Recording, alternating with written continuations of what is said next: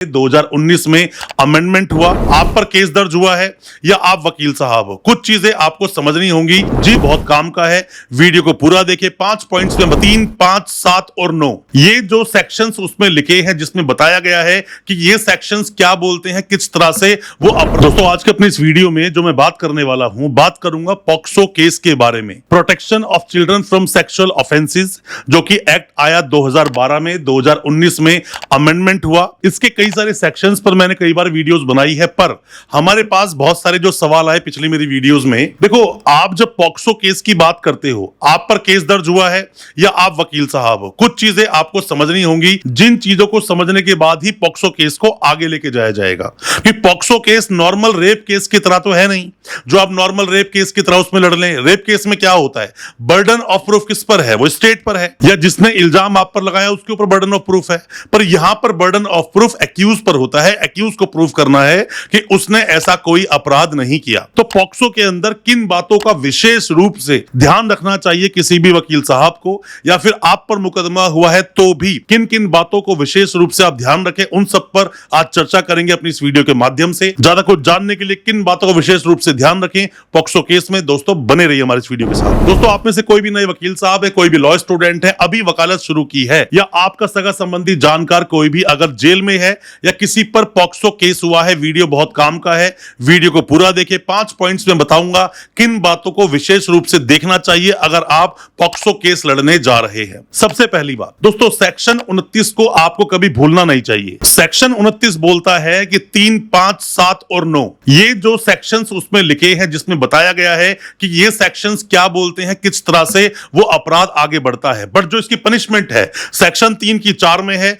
5 की 6 में मिलेगी, 7 की 8 में मिलेगी और 9 की 10 में मिलेगी। ये चीजें आपको समझनी होगी। अगर ये कोई भी सेक्शंस लगे हैं आप पर, इनके अंदर अगर केस दर्ज हुआ है 4, 6, 8, 10, तो इसमें बर्डन ऑफ प्रूफ एक्यूज पर है।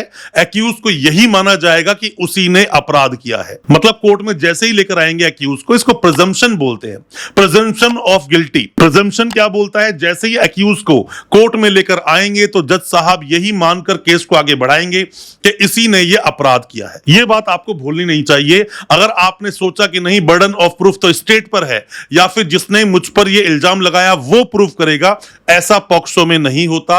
आपको इस बात को बहुत भली भांति जान लेना चाहिए। अब बात करते हैं दोस्तों दूसरे पॉइंट। इसमें टोटल सेक्शंस कितने हैं? 46 टोटल 46 सेक्शंस है। कोई ये जो एक्ट है, इतना बड़ा एक्ट नहीं है जिसमें आपको सालों लगे पढ़ने के लिए। बट फिर भी जब केस आपके पास आता है और जब आप पॉक्सो केस को प्रेजेंट करने जाते हैं कोर्ट में, तो ये विशेष चीजें तो आपको याद होनी ही चाहिए।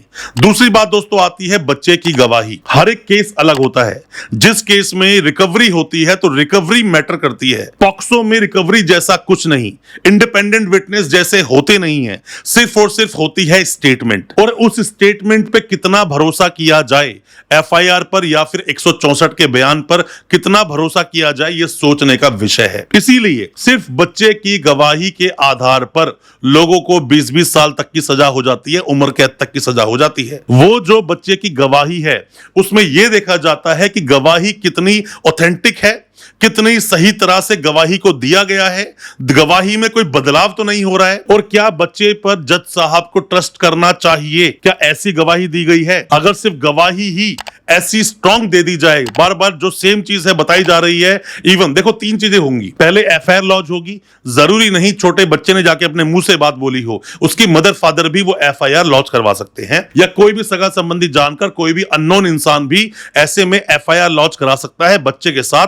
कोई भी अगर घटना घटित हुई है तो। अब इसमें बच्चा बताएगा उसके साथ में क्या हुआ 164 के बयान में। उसके बाद होती है गवाही। गवाही मतलब कि चार्जेस फ्रेम हो गए, चार्जेस फ्रेम होने के बाद में गवाही होती है। क्या बोलता है पॉक्सो का सेक्शन, क्या बोलता है पॉक्सो एक्ट? पॉक्सो एक्ट ये बोलता है जिस दिन कॉग्निजेंस लिया गया, मतलब जिस दिन संज्ञान ले लिया जज साहब ने, उसके 1 साल के अंदर अंदर पूरा केस खत्म कर दो, सजा सुना दो या किसी को बरी कर दो। और जो बच्चे की गवाही है वो 30 दिन के अंदर अंदर करवा दो, जिस दिन आपने संज्ञान जान लिया। तो इसको बहुत जल्दी खत्म करने के लिए बातें बताई गई हैं इस एक्ट में, पर क्या इतनी जल्दी केस खत्म होता है? कई सारे मामले 5-5 साल से पेंडिंग है। दोस्तों, जो सीरियस मामले होते हैं ना, मतलब जो जेन्युइन मामले होते हैं, उनमें तो लोगों को सजा होनी भी चाहिए। बट क्या पॉक्सो का मिसयूज नहीं होता है? आप में से किसी पर भी केस अगर ऐसा हुआ है, कमेंट बॉक्स में जरूर बताना।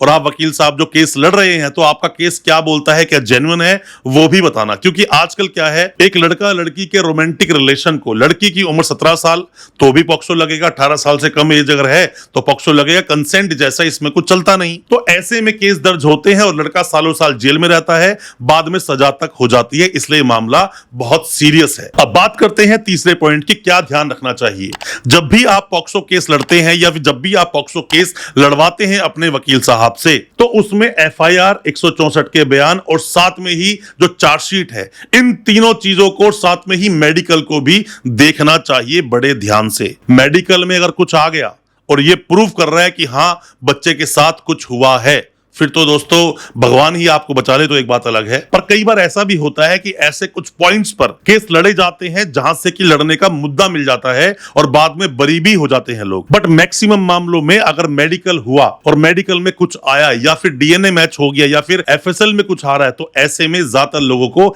सजा होती है, उतना स्ट्रांगली केस को लड़ा नहीं जाता है। पॉक्सो जो केस होते हैं ये एक स्पेशल कोर्ट में लड़े जाते हैं। स्पेशल कोर्ट होता है जो बच्चों के लिए ही बनाया गया है, सारे मामले यही चल रहे होते हैं। और इस तरह के जो कोर्ट होते हैं, कोर्ट भी थोड़े स्ट्रिक्ट होते हैं, बार बार आपकी बात नहीं सुनते और बार बार आप गवाह को, मतलब बच्चे को, आप कोर्ट में बुला भी नहीं सकते। यह भी बहुत बड़ी एक विडंबना वाली बात है। तो ऐसे में एक एक पेपर को बहुत बारीकी से, बहुत ध्यान से पढ़ना बहुत जरूरी है। हमारे पास जब कोई केस आता है, जब मैं कोई केस फाइट करता हूं पॉक्सो का, मैं अपने स्टाफ को भी ये बात बोलता हूं कि एक एफआईआर को बार बार पढ़ो। पहली दूसरी बार पढ़ोगे तो इतना कुछ आपको समझ आएगा नहीं, बस आपको ऊपर ऊपर की बातें समझ आएगी।